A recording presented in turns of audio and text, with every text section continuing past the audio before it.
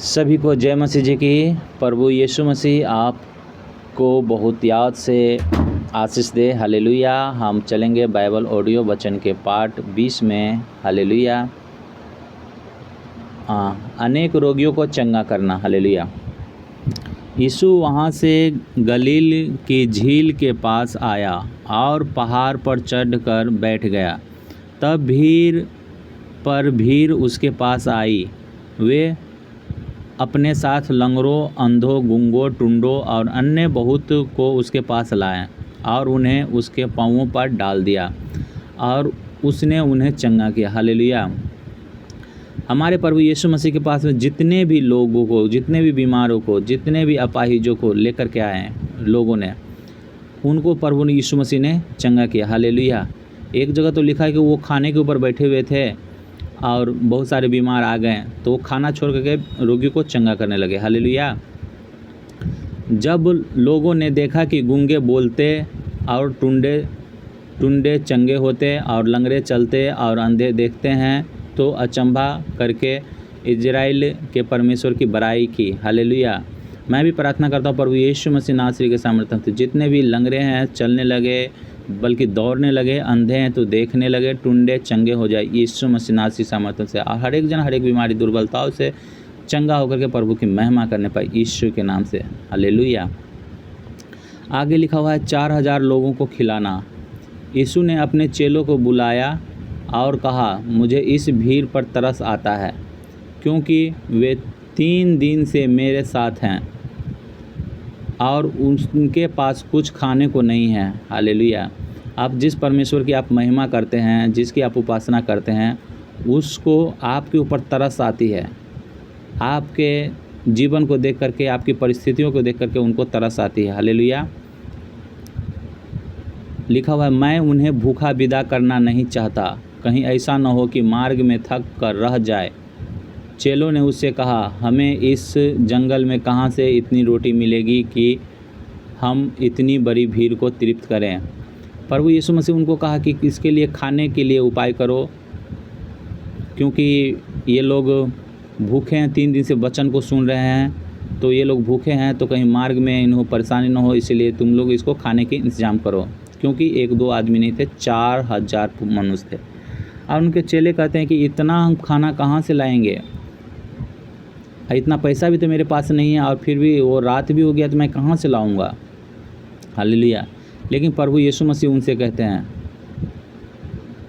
तुम्हारे पास कितनी रोटियां हैं? उन्होंने कहा 7 और थोड़ी सी मछली। उनके पास 7 रोटी और थोड़ी सी मछली थी। हालेलुया। तब उसने लोगों को भूमि पर बैठने की आज्ञा दी और उन 7 रोटी और मछलियों को लिया, धन्यवाद करके तोड़ा और अपने चेलों को देता गया और चेले लोगों को इस प्रकार सब खाकर तृप्त हो गए। हालेलुया। और चेलों ने बचे हुए टुकड़ों से भरे हुए 7 टोकरे उठाए। खाने वाले स्त्रियों और बालकों को छोड़ 4000 पुरुष थे। एक जगह जब हमने पढ़ा तो वहाँ पे देखे कि 5000 पुरुष थे, बच्चे और स्त्रियों को छोड़ करके। यहाँ पे प्रभु यीशु मसीह 4000 मनुष्य को खिलाए, बच्चे और स्त्रियों को गिनती नहीं किया गया। हालेलुया। तब वह भीड़ को विदा करके नाव पर चढ़ गया और मगदन देश की सीमा में आया। यहाँ पे बताया जा रहा है कि ओनली उनके पास 7 रोटी और थोड़ी सी मछली थे और वही 7 रोटी और कुछ मछली से जो है 400 पुरुष को खिलाएं। हालेलुया। तो इसी तरह से हम लोग भी जब खाना खाएं तो प्रभु यीशु मसीह को धन्यवाद करके उस अन्न को खाएं। जब हम जल पिएं तो धन्यवाद करके उस जल को पिए। जब हम कहीं जाएं तो धन्यवाद करके हम कहीं जाए आएँ। हालेलुया। प्रभु को धन्यवाद अच्छा लगता है। एक परमेश्वर के दास ने कहा, किन्हीं की गवाही वो दे रहे थे और वो सच्चा गवाही था, कोई झूठा नहीं गवाही था। वो बता रहे थे कि कोई अमीर आदमी था, उसको लगा कि इससे परमेश्वर बातें करता है, तो वो अमीर आदमी उनसे कहा कि आपसे जब परमेश्वर बातें करे तो आप मेरे लिए एक प्रार्थना उनको करना कि मेरे पास बहुत सारे धन दौलत है, बहुत सारे खाने के लिए चीज़ भी हैं, तो ऐसा आप करना कि हमारे लिए परमेश्वर को बोल दीजिएगा कि हमें धन दौलत अब नहीं चाहिए। हालेलुया। अचंभा बात है ना। उन्होंने कहा कि आपसे परमेश्वर अगर मिले तो उनको कहिए कि मुझे धन दौलत नहीं चाहिए, इसके लिए आप हमारे एक गुजारिश है, आपसे हमारे परमेश्वर से ये बात कहिएगा। और फिर बोला ठीक है, जब मैं परमेश्वर से बात करूँगा, परमेश्वर मेरे पास आएंगे तो मैं उन्हें बता दूँगा। हालेलुया। फिर कुछ दिन के बाद एक गरीब लोग, एकदम भिखारी, उनके खाने के लिए खाना नहीं था, कपड़ा पहनने के लिए नहीं था, वो कहते हैं कि मैंने सुना है कि आपसे परमेश्वर बातें करता है। हालेलुया। तो उन्होंने कहा कि आपसे परमेश्वर बातें करता है तो आप मेरे लिए ये परमेश्वर से कहिएगा कि कब तक हमें कपड़ा लत्ता नहीं देते रहेंगे परमेश्वर, कब तक हमें खाने के लिए नहीं देंगे, कब तक हमारी ये दुर्दशा रहेगी इस धरती के ऊपर। तो उन्होंने कहा ठीक है, जब हमें परमेश्वर से बातें होगी ना तो मैं उनको बता दूंगा।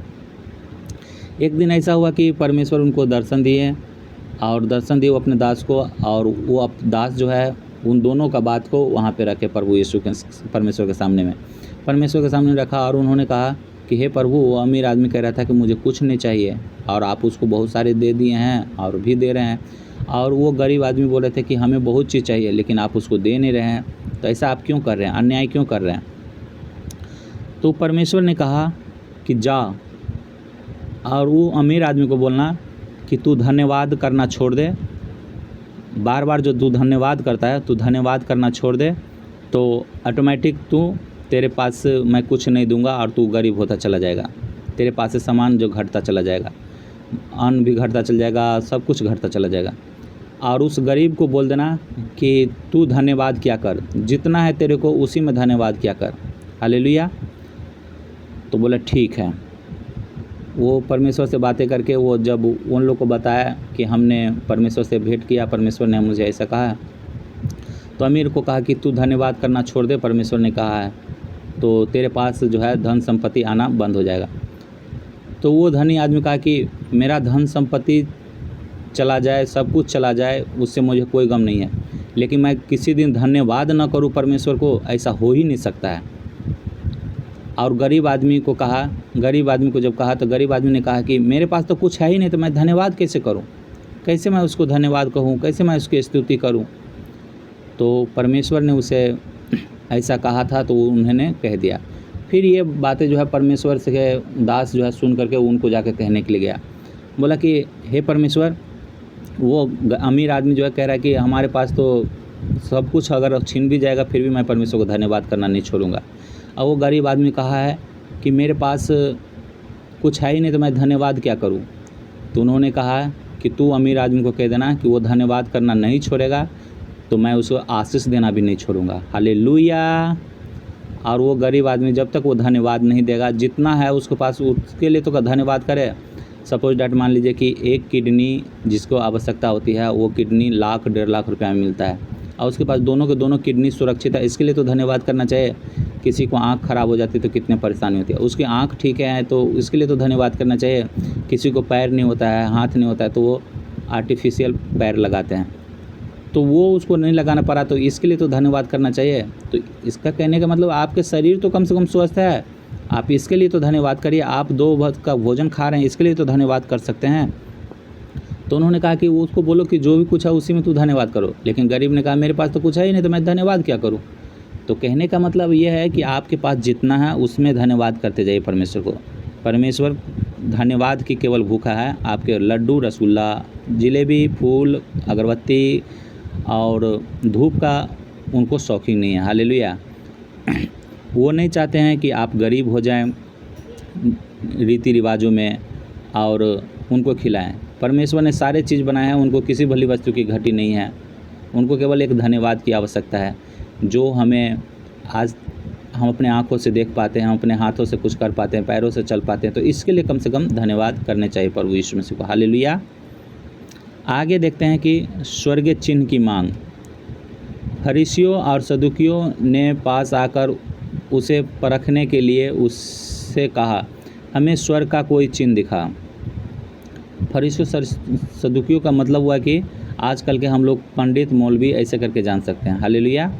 जो अपने आप में वो बुद्धिमान है, लेकिन वो बाहर से बुद्धिमान दिखाता है, बाहर से नियम कानून दिखाता है, बाहर से वो रीति रिवाज दिखाता है, लेकिन खुद के वो फॉलो नहीं करता है। हालेलुया।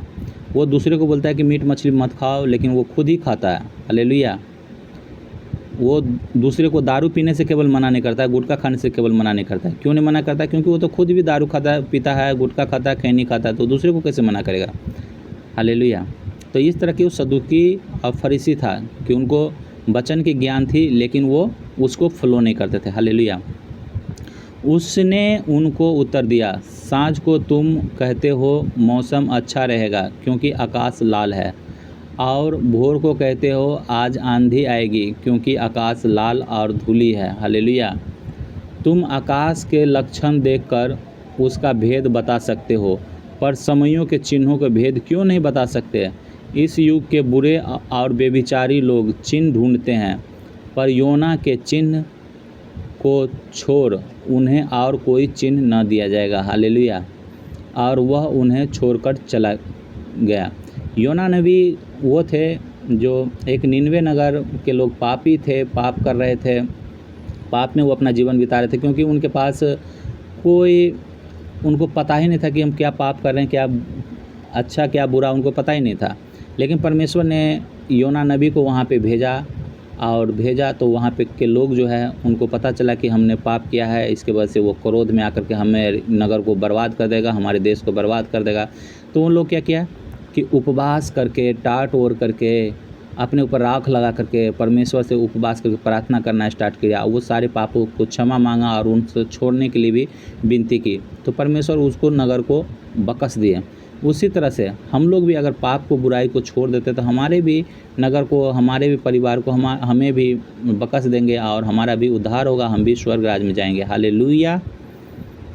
आगे बताते हैं फरीसियों और सदूकियों की शिक्षा का खमीर। चेले झील के उस पार पहुँचे, पर वे रोटी लेना भूल गए थे। हालेलुया। यीशु ने उनसे कहा, देखो फरीसी और सदूकी के खमीर से सावधान रहना। वे आपस में विचार करने लगे, हम रोटी नहीं लाए हैं, इसीलिए वो ऐसा कहता है। यह जानकर यीशु ने उनसे कहा, हे अल्पविश्वासियों, तुम आपस में क्यों विचार करते हो कि हमारे पास रोटी नहीं है? क्या तुम अब तक नहीं समझे? क्या तुम्हें उन 5,000 की 5 रोटियां स्मरण नहीं, और न यह कि तुमने कितनी टोकरियां उठाई थी, और न उन 4,000 की 7 रोटियां, और न यह कि तुमने कितने टोकरे उठाए थे? तुम क्यों नहीं समझते कि मैंने तुमसे रोटियां के विषय में नहीं कहा, परंतु यह कि तुम फरीसियों और सदूकियों के खमीर से सावधान रहना? तब उनकी समझ में आया कि उसने रोटी के खमीर से नहीं, पर फरीसी और सदूकियों की शिक्षा से सावधान रहने के लिए कहा है। हालेलुया। परमेश्वर प्रभु यीशु मसीह ने कहा कि तुम रोटी के बारे में मैं तुम्हें कहा, वो दृष्टांतों में अधिकांश बातें कहते थे, तो वो भी दृष्टांत में बात कहती है कि तुम सदूकी और फरीसी की रोटी से सावधान रहना। तो उनको लगा कि हमें रोटी हम नहीं लाए हैं, इसके लिए वो कहा है कि उससे मांग करके ना खा लें। लेकिन प्रभु यीशु मसीह का कहने का मतलब था कि उनके जो शिक्षा जो दे रहा है, जैसा कि अभी हम बताएं कि पंडित लोग खुद ही सब प्रकार के आपको विधि व्यवस्था बताएगा, लेकिन वो खैनी खाने से मना नहीं करेगा, दारू पीने से मना नहीं करेगा, वो जो ऑर्केस्ट्रा खुद भी देखता है, नाच गाना सुनता है, वो सुनने से आपको मना नहीं करेगा। क्यों नहीं करेगा? क्योंकि वो खुद ही करता है।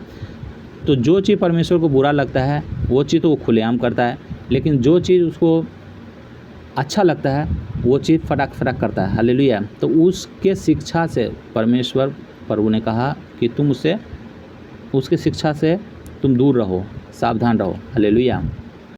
आइए हम इस जगह बाइबल ऑडियो वचन के 20वां भाग ख़त्म करते हैं, अगला हम 21 में चलेंगे। हालेलुया। सभी को गॉड ब्लेस यू। परमेश्वर आपको बहुत याद के साथ आशीष दे। किसी भी समस्या आपके घर का, आपके परिवार का हिस्सा न हो, आपके घरों पे, आपके परिवारों के ऊपर आशीषों का बारिश हो प्रभु यीशु मसीह के सामर्थ्य और जीवित नाम में। हालेलुया। आमीन आमीन।